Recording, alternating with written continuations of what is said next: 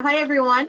Glad to be here today and to talk to you about the proper tools for processing your zirconia. We're going to jump right in. I tend to go over time and we only have it half an hour, so I'll try not to go astray. All right. So a few of the things that we are going to take a bite out of today are the essential and standardized tools. Obviously, I'm going to show you the things that I use because I feel like they work the best, and I like to share the most efficient tools to make the job easier. I'm going to give you a demo on how to use those tools and how to eliminate actually grinding on the zirconia after it's sintered, because that's not always the best option, and how to minimize the possibility of fractures. All right, so I know this might be basic, but I really do just want to go through step by step right from the beginning and show every single tool and the process that I go through. So the very first thing is we have to get the units out of the disc.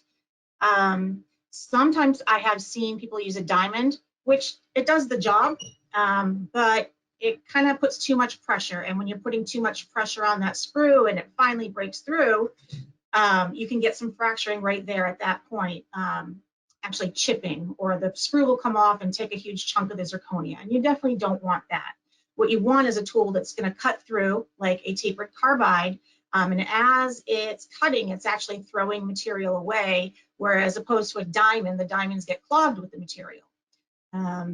So I'll give you just a quick demo on how I use it. I always hold the disc. I start on the occlusal side, and I go halfway through the sprue, all around. I'm using a slow speed because that's all I had available to me at the time, but normally I would use a high speed. With the low speed, you have to add a little more pressure. If you are using a low speed, use it on its highest speed. So now I'm going to flip it over and I'm going to cut the remainder of the sprue off. And the reason that I started on the occlusal and now I flip the occlusal over is so that when it finally does drop out of the disc, it's dropping safely into my hand on the occlusal side and not on the margin, just to be safe. And again, if I were using a high speed, this would go much quicker and smoother.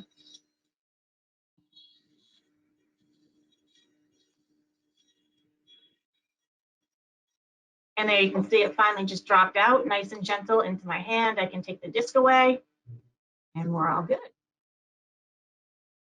Right, so the next step, so we've cut it out of the disc and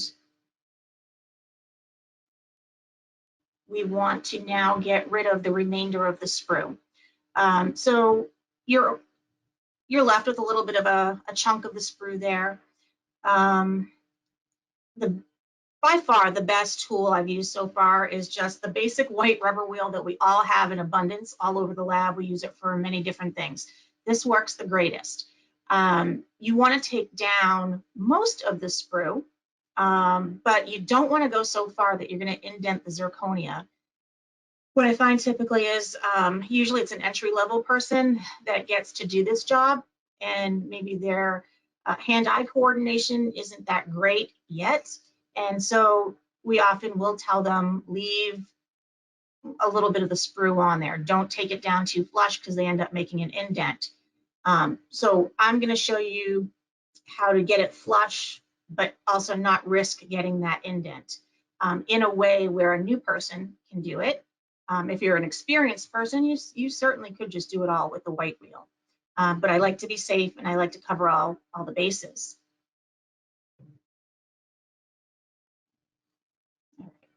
So I'm just showing you that that's what's left. Picking up my white wheel, which I will usually have a nice flat edge on it. I don't taper it. I won't, because I don't want to make any gouges or accidentally. I'm a little heavy-handed, so I have to always be cautious. So super quick, I'm just taking down the sprue, being careful not to go all the way or to make any kind of indent. If I made an indent, then that would have to be covered up with porcelain, or the technician might have to over contour it to get that indent to not be visible. So super quick and easy, done. A lot of people will just leave it right there at that step, blow it off, and go ahead and center it. I like to go a step further because I don't want to contour zirconia after it's sintered. You're going to risk fractures. You don't want to heat the zirconia up. So this is the state where I really want to do as much work as I can. And the work that I'm going to put in is pretty quick. It doesn't take me much more time to put in this extra finesse. But the result when you get out of the furnace does save you a lot of time, because obviously it's much harder to contour and grind on sintered zirconia. At this state, you can make some adjustments pretty easily. Oops, sorry, go back. All right, so you saw what we started with. All right, so we took the sprue off, and so the photo on the top left, that's what's remaining after I took the sprue off. So I wasn't happy to see this bridge have those little swoopy lines there. We call them parting lines. So this did alert me right away that I needed to tell the technician that milled this for me that the mill needs to be calibrated. So not happy about it, but also glad I had the opportunity to show you what parting lines look like, and that you, if you're seeing that, then go ahead and calibrate your mill and it should correct that. Sprue placement can also cause that sometimes. You do want to make sure you're placing your sprues when you're nesting at the height of the contour.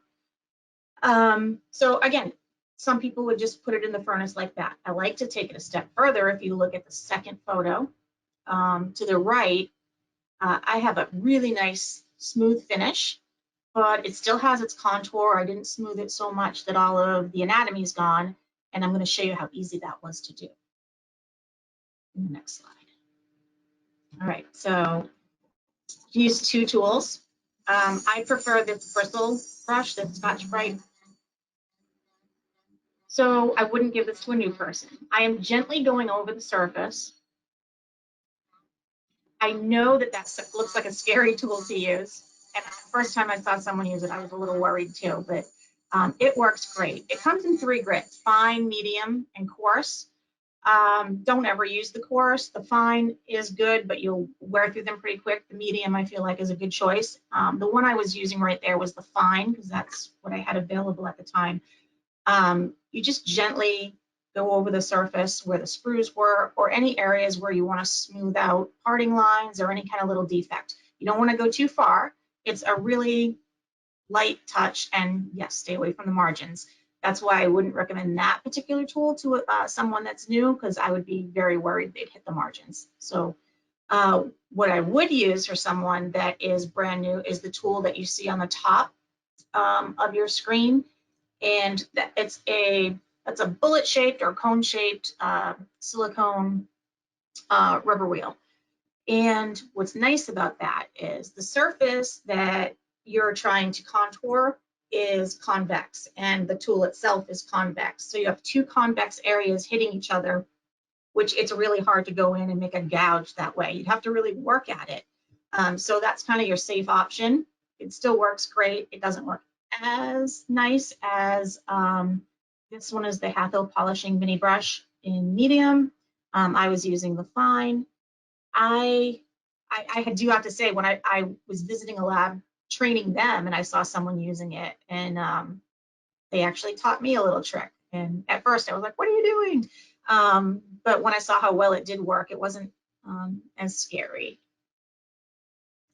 So the before and the after there.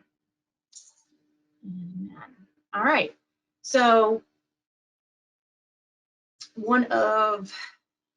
this one is kind of like my essential favorite tools to use is the mounted silicone green, very thin rubber wheel that you see there. So even if you put this restoration in the furnace the way that it was, we smoothed it, it would still come out great. But as a ceramist, you know, that's where I started out. I know that when this goes to the porcelain department, the very first thought in someone's head is going to be, I need to open those embrasures. I really want to have the embrasures open before I sinter, because like I said, you want to really grind on post-sintered zirconia very minimally. You want to do what you can in the green state. So that super, super fine, flexible rubber wheel, when I discovered that, that was amazing. Loved that one. The second tool that you see on there, it's just a diamond inverted cone. That one I'll use if I want to make some imbrication lines or a pericamata, the gingival third area. You can do different things with that. That one's good also for maybe making some modifications to the occlusal. And let me also say, you know, these are like small things that we're doing. This is like the little finesse part. This is where your art comes in. You shouldn't have to be doing major adjustments in the green state or after it's sintered. If you find that that's happening, you really need to stop, take a step back and look at the designing and adjust some things there, because you really should get a pretty nice product right out of the mill and make some minor adjustments. And so this is how we use the green wheel. So what I want you to notice is I'm showing you how flexible it is. It's super thin, super flexible. You do have to have a light hand. It's easy to gouge. So I'm going in and I'm opening the embrasure on the buckle.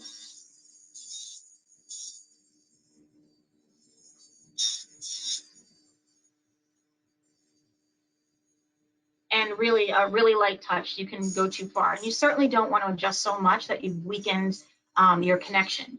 I'm really just opening it up. And not only can I open the buckle embrasure, I can go and open the incisal embrasure.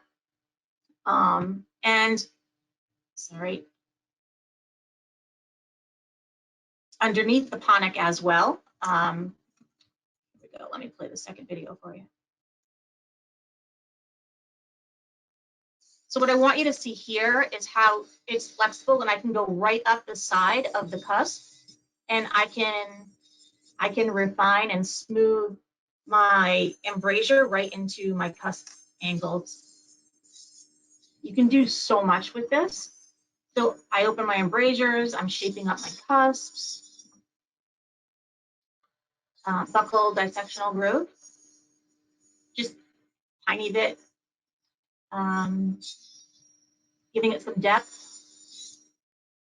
And that's real nice when you go to do your final stain and glaze. If you're putting some stain in there, it gives it a nice little place to stay and not spread out. So really great tool to use. And if you find that you're often having to go and open embrasures, if I could recommend anything, there's one point you take away. I strongly recommend doing this in the green state. And I'll show you in some further slides why it really is important and probably one of the biggest tips for today. All right, so you got your bridge, you cut your sprues off, you smooth them. You could totally put it in the furnace at that point, but maybe you wanted to add a little more finesse, a little bit of your signature. You went and opened the embrasures, defined your dissectional grooves, and your next step is you're going to clean it off and put it in the furnace. Not going to talk too much about this because we've already gone over this in our previous quick bite. And if you need more information on it, then I would tell you go to the Dial It Down quick bite on demand, and that one was sintering for success. And I'll go over the entire process of, I talk about the process of calibrating your furnace, making sure that your program's correct, and getting the best results for the zirconia, and how to customize those results as well. You don't want to leave it up to chance. You don't want to just stick your zirconia in the furnace and never calibrate and never check what temperature it's at. It will have a huge effect on your final aesthetics. And I started to go into detail. I said I wouldn't, but I'm kind of passionate about that one. All right, so we got all the way through, we sintered it, and now we have our final product that we worked really hard to get to. And we want to make sure that we're handling it properly at this point too. It would be a shame to go through everything we went through and then in the end steps, not care for it the way that we should, abuse it, and then have to remake it. So if you are going to use a high speed, please make sure that you're using a high speed that has water available, and you're using that water. Any heat that you introduce into the zirconia can cause microfractures. You're not going to see them while you're grinding on it. It's going to happen down the line after you've put even more work into it. So anytime you're using a high speed, you would typically use maybe a football diamond if you wanted to thin the margin out. Just be cautious there. You also want to use tools that do not generate a lot of heat, and you want to use the proper tools. So that Yellowstone you see there, the Harvest Yellowstone, I love that one. It comes in many shapes as well, so you can do many different things depending on what part of the anatomy of the crown you're going to tackle, if you're smoothing, if you're defining planes. So that one there that I'm showing with the flat edge, I use that for defining the cusp planes and also my cusp angles, my cusp bridges. And then rubber wheels.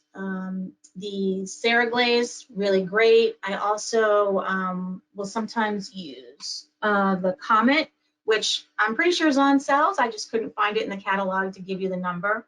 And I don't want you to, I don't want my PowerPoint to be like, you know, a sales pitch for the tools, but these are truly the tools I use.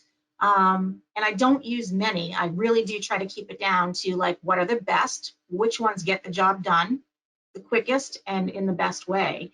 Because I don't want to be searching all over my bench for this tool, that tool, and digging through a mess. I want to work efficiently, but I also want the best tool for the job. And so, I mean, I've been doing this for many years, way more than I want to share.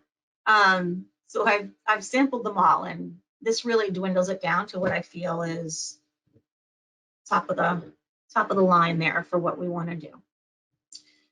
So we got the Yellowstones and some rubber wheels, and I do like the abrasive inverted comb for making occlusal adjustments. It just has like the right shape to get in there and grind on either side of the cusp bridge and in small areas.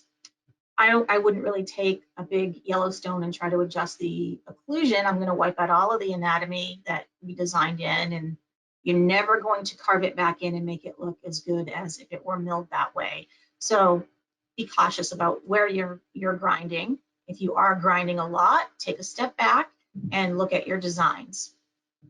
Heating the zirconia is the enemy. That's what's going to cause you problems. Zirconia is super strong. It's a great restoration because it's not a very good, it's a thermal insulator. It does not conduct heat or cold very well. So when we give it a lot of heat or a lot of cold all at once, we actually shock it. And that is the one weak area of the zirconia, thermal shock. That's its one weak point. So certainly in the lab while we're handling it, we don't want to create the foundation for a disaster. We really do need to handle our materials properly. You don't want to just get it out the door. You want to make sure that it gets out the door and the patient has a good quality product that's going to last them a long time. We don't want it to break in their mouth. We don't want it to break while the doctor's seating it. And a lot of that starts with us. So we have to take that very seriously and be doing our jobs the way we should.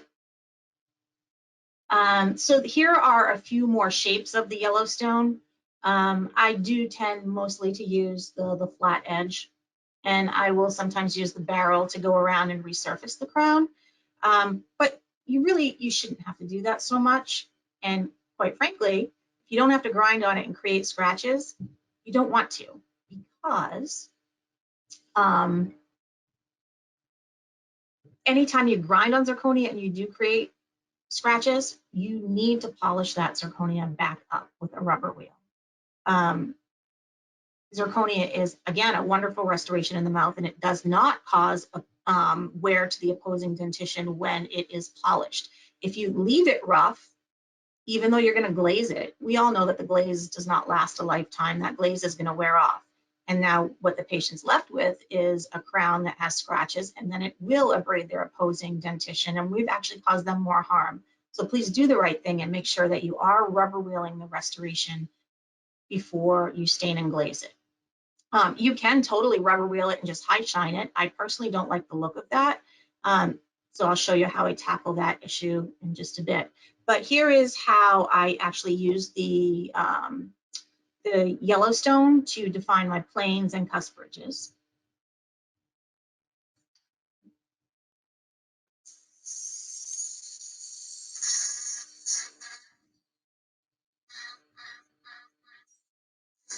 I know that it's sparking up, but I promise it wasn't getting hot.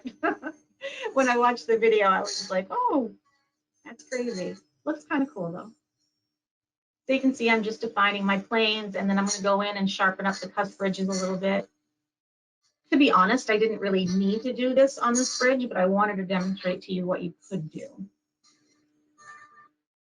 Okay, so super quick. And if I had a really heavy contact to adjust, I'd use the Yellowstone.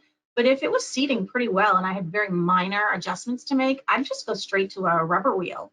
Because you know, why grind on it and create scratches just to then go and smooth them out? If I can do the whole job with the rubber wheel, that's what I'm going to do. So here I am with the rubber wheel, my glue. I'm just smoothing out the areas that I created scratches on. I go in the direction of the planes. I want to keep consistent with the contours. If I didn't touch a surface and I don't need to smooth it, I'm not going to. I don't want to unnecessarily grind on zirconia. Just shaping up the conic area a little bit. Cusp tips. And you can use this also to thin out your margins, or sometimes I'll use the white wheel as well, depending on how thin those margins are. And then even though I did not adjust the occlusal surface, I still want to give it a really nice polish so that it's smooth.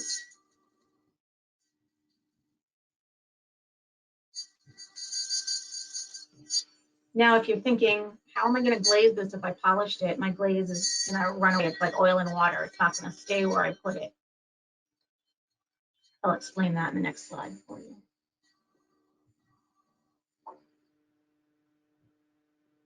So you can see, I mean, it got a pretty good gloss to it.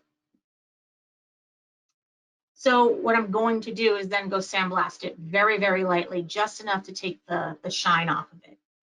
Okay, so hidden dangers.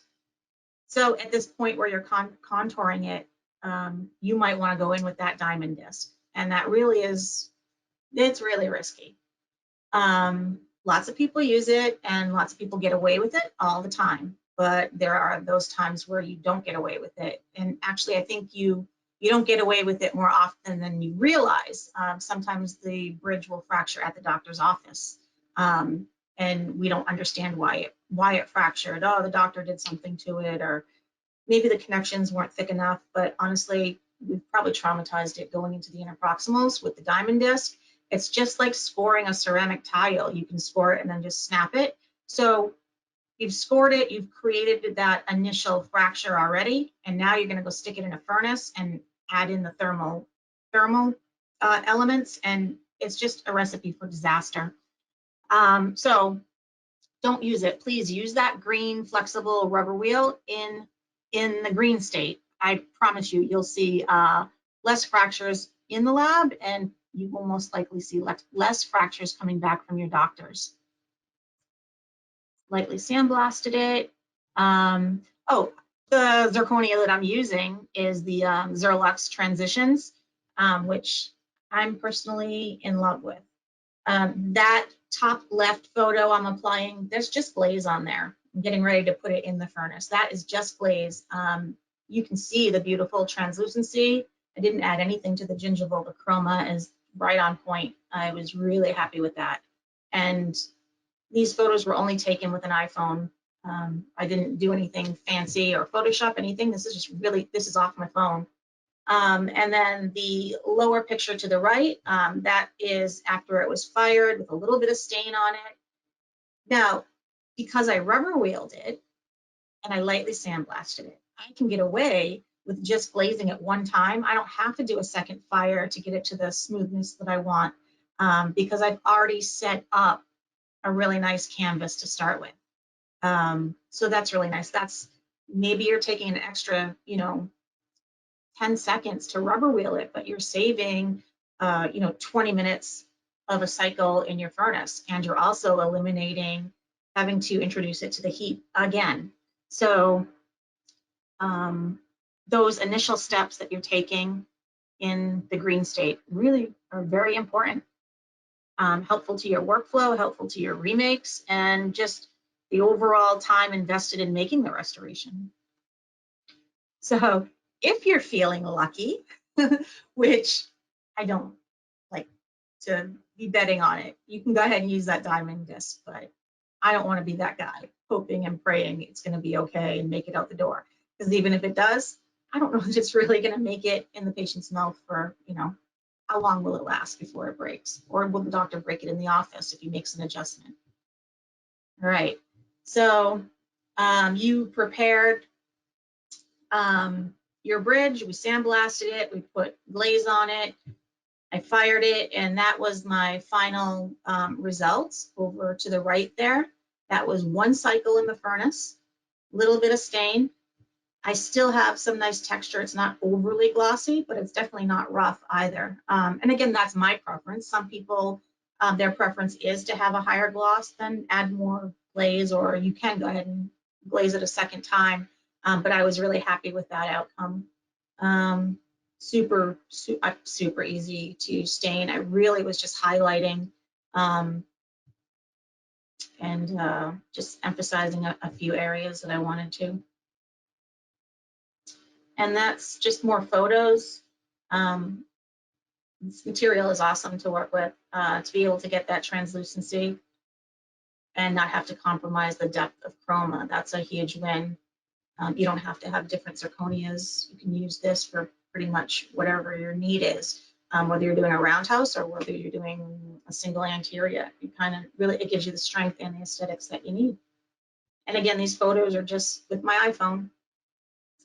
I hope that all of that was informative and helped you out a little bit. Funny thing is, I visited an antique store.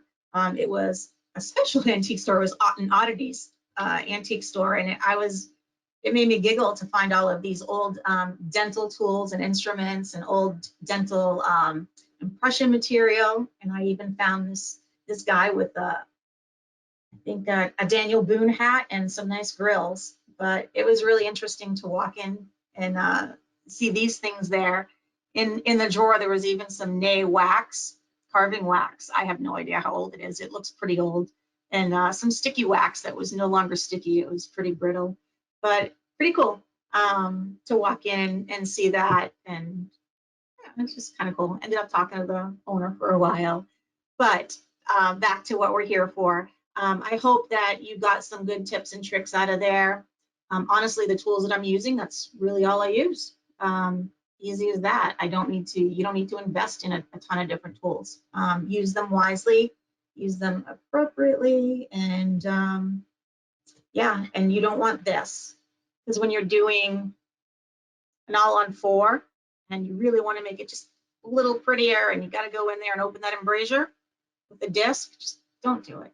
If you need to, after it's sintered, go in and sharpen a rubber wheel to a really nice knife edge and go in there like that. Thanks everybody for coming today. We look forward to seeing you all again shortly. Thank you and have a great day. Have a great day, everyone.